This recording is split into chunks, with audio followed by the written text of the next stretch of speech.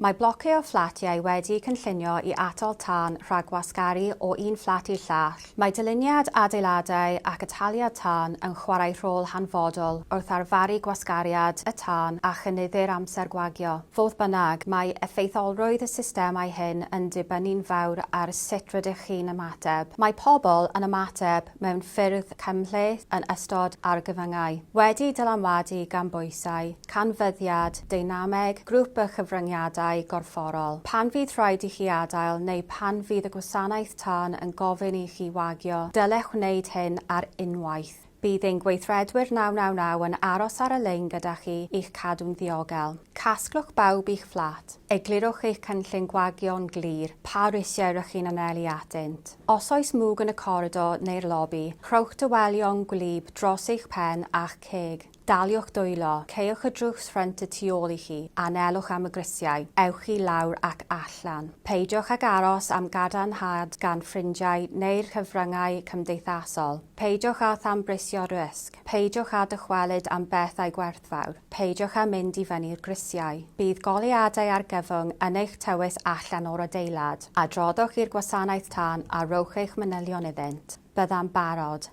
Cadwa'n ddiogel.